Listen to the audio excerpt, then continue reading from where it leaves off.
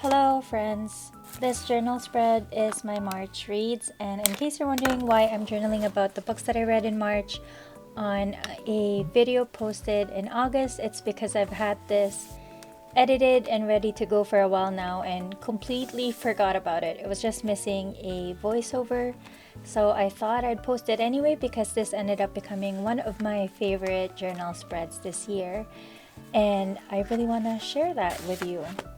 The theme for this journal is obviously books or reading. I have these beautiful floral book stickers that matches well with my new pen and Yamabudo purple ink.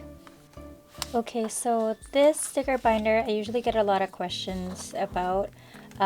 Whenever I post a video and I show this sticker binder, I get a lot of questions about it. I just keep repeating myself. But anyway, so I plan to mention it often on my videos. It is a King Jim sticker binder. I'm actually finding it difficult to look for one of these now, which is a bummer because mine is getting a little too cramped. On this part and this part of the video, I was looking for a La Dolce Vita sticker that will match my theme, either the book part or the color, and I think I got a couple of options here. I also have these La Dolce Vita washi tapes that I have been meaning to use, and I have a couple of options here as well. This one's carrying a book. I think I got another one as well, that one that I stuck above there, she's reading a book. I think they're perfect. If you notice, I put the ones that I didn't use or I don't plan to use on this spread on my sticker release notebook. That way it'll still be sticky enough to be used on a different page. So as you can tell, I want everything to match. So I have the purple floral sticker, my Yamabudo ink, a couple of other stickers, and some washi tapes. And I'm matching it as well with my purple Sarasa pen. And I don't know if you noticed, but my nails are also purple. I may have done that on purpose. I can't remember now. It's the middle of August and I did this back in like end of March, beginning of April maybe. So it's been a while. I plan to divide the page into 5 because I read 5 books for the month of March. I like making these borders. I do them often. If you watch my other videos, I like them because it just makes the page look cleaner and more organized. It is not always convenient doing it this way because I do have more to say about some books compared to others, but I do like the look of a clean spread. And now with that done on the left side of the spread, I can just decorate the other side of the page. While I am doing that, let me talk about why I haven't been posting in a while.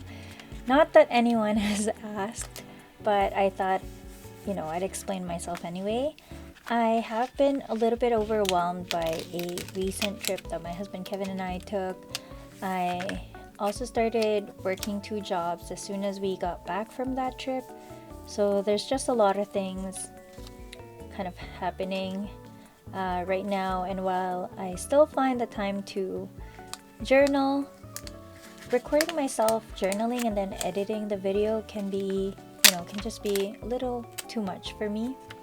I do love doing them though. If anything, these videos are also for me because I truly just enjoy doing them.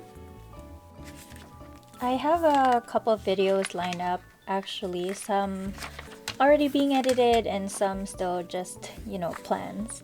I don't see myself posting as consistently as I once did, but I hope that I will be able to post at least, a couple of times a month. Anyway, I just really want to say that it means so much whenever I get messages or I'm told about how much you enjoy my videos, because it does take a great deal of effort making them. I know I don't have that many subscribers, but I already had 2 people walk up to me at the stationery store that I work at saying that they watch my YouTube channel, and that just really warms my heart. So I hope to make it right by you by making some really good content. Not sure how feasible that is or how often I can do that, but I'll definitely try my best. But okay, enough mumbling and back to the spread.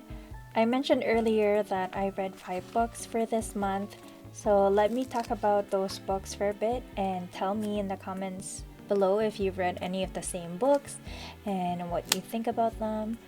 So March isn't really a super good month for books for me.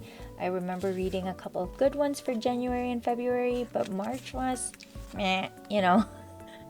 They weren't 2-star reads, but they also weren't too memorable. And I'm saying this 5 months after I've read the books. So the first one is a graphic novel called Shortcomings. This read like a mumblecore, and I think I might have enjoyed it more if I was younger. But now I just do not have time or patience for a book about so many unlikable characters unless, you know, it's a murder mystery. The second book is The Sentence by Louise Erdrich, which is a great, well-written novel that brings you back to not only the beginning of the pandemic, but also the murder of George Floyd. For that reason, it was pretty hard to read. There's also a ghost haunting the bookstore where the main character works at, and I just know I'm not giving this book justice with my blurb here, so moving on to my third read, which is Olga Dies Dreaming, which is about successful Olga and her congressman brother Prieto and the politically radical mother who left them decades ago and is now back in their lives. This book is highly readable, but it's not exactly mind-blowing, and I'm not invested enough. I wasn't invested enough to have an opinion. So, fourth book is The No-Show by Beth O'Leary, who I sometimes like to read when I just want something light. This book wasn't light, and I just didn't care too much about it. I also guessed the twist about halfway through, so that sucked. Fifth book is This Time Tomorrow, which got me really emotional. I did start it on my dad's birthday, and it's basically a love story between a father and daughter. So it's at least a 3.5-star read for me. And now I'm done with my spread. I hope that you enjoyed it as much as I did. I really like this page. Let me know. See you hopefully next week. Bye!